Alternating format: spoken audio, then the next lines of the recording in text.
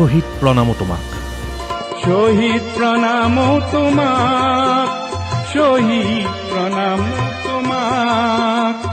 শহীদ প্ৰণামো তোমাক শহীদ প্ৰণামো তোমাক অসম আন্দোলনৰ 860জন শ্বহীদলৈ শ্ৰদ্ধা জনাই মুখ্যমন্ত্ৰী হিমন্ত বিশ্ব শৰ্মাই উদ্বোধন কৰিলে শ্বহীদ স্মাৰক ক্ষেত্ৰ উপস্থিত থাকে কেন্দ্ৰীয় মন্ত্ৰী সৰ্বানন্দ সোণোৱাল অসম চুক্তি ৰূপায়ণ বিভাগৰ মন্ত্ৰী অতুল বৰা শ্বহীদ দিৱসৰ দিনটোত গুৱাহাটীৰ পশ্চিম বৰাগাঁৱত নিৰ্মিত শ্বহীদ স্মাৰক ক্ষেত্ৰত উপস্থিত হৈ সকলোৱে যেন কৰিলে অসমৰ সেই জুয়ে পুৰা সময়ৰ কথাবোৰ স্মৰণ কৰিলে অসমীয়া জাতি আৰু জাতীয় জীৱনৰ বাবে প্ৰাণ উৎসৰ্গা কৰা 860জন শ্বহীদক অনুষ্ঠানৰ আৰম্ভণিতে 860জন শিল্পীয়ে সমস্বৰে গালে সুধা কণ্ঠৰ কালজয়ী গীত শ্বহীদ প্ৰণামো তোমাক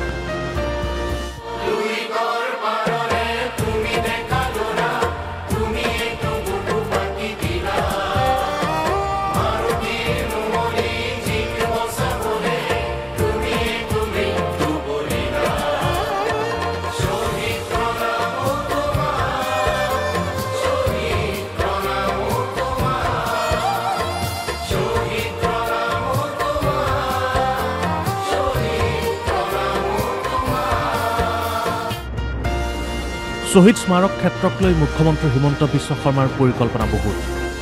শ্বহীদৰ ত্যাগক অসমীয়াৰ বুকুত চিৰ যুগমীয়া কৰাৰ লক্ষ্য মুখ্যমন্ত্ৰী ইয়াত ইণ্টাৰপ্ৰিটেশ্যন হল শ্বহীদৰ বাবে নিৰ্মাণ কৰা গেলাৰী মেডিটেশ্যন হল আৰু ইয়াৰ লগত সংযোজিত অক্ষয় বন্তি চাৰিওফালে চাইকেল ট্ৰেক ৰাতিপুৱা আমি মৰ্নিং ৱাক কৰিব পাৰিম তেনেকুৱাও 1.5 কিলোমিটাৰৰ এটা সুন্দৰ ট্ৰেক অডিটৰিয়াম এটা বনাই থকা হৈছে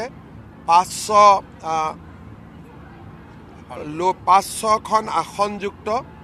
অৱশ্যে ইয়াত খালি আমি অৰাজনৈতিক অনুষ্ঠান কৰিব দিম ফুড কোৰ্ট আছে আৰু এটা খুব ধুনীয়া মিউজিকেল ফাউণ্টেইন বনোৱা হৈছে অসম আন্দোলনৰ ইতিহাসৰ সৈতে ভৱিষ্যতে অসম আন্দোলন আৰু অসমীয়া জাতিৰ বুৰঞ্জীক লৈ এটা ডিজিটেল লাইব্ৰেৰীও ইয়াত নিৰ্মাণ কৰাৰ মোৰ সপোন আছে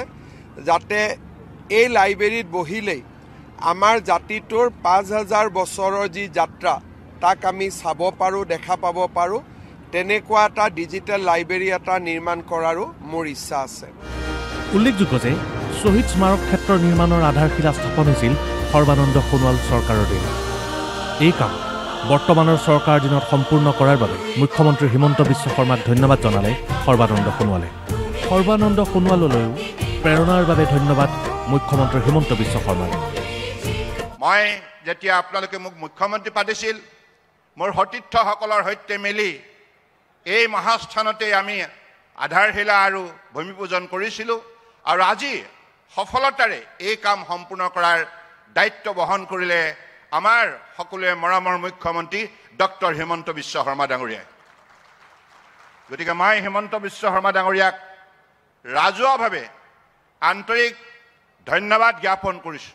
মুখ্যমন্ত্ৰী সোণোৱাল ডাঙৰীয়াৰ নেতৃত্বত 2019 চনৰ 10 ডিচেম্বৰ তাৰিখে আমি সংকল্প লৈছিলোঁ যে আমি গুৱাহাটীত এক শ্বহীদ স্মাৰক নিৰ্মাণ কৰিম চাওঁতে চাওঁতে আমাৰ সংকল্প আৰু দৃঢ় হৈছিলে আৰম্ভণিৰ কল্পনাৰ পৰা আমি কল্পনাবোৰক নতুন ৰূপ দিবলৈ আৰম্ভ কৰিলোঁ আজি 150 বিঘা মাটিত 170 কোটি টকা ব্যয়েৰে আমি খুবি খাল আমি অমৰ শ্বহীদ স্মাৰক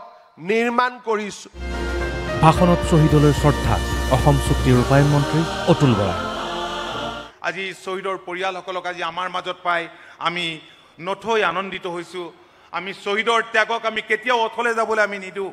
আমি ধন্যবাদ জনাইছোঁ আমি পৰিয়ালৰ যিসকল ব্যক্তি ইয়ালৈ আহিছে কোনোবা হয়তো আহিব পৰা নাই আমি আপোনালোকৰ ওচৰত চিৰকৃতজ্ঞ হৈ ৰম অসমীয়া জাতিয়ে আপোনালোকৰ ওচৰত সদায় চিৰকৃতজ্ঞ হৈ ৰব অনুষ্ঠানত উপস্থিত থাকে 860জন শ্বহীদৰ পৰিয়ালবৰ্গ শ্বহীদ পৰিয়ালৰ ধন্যবাদ মুখ্যমন্ত্ৰীলৈ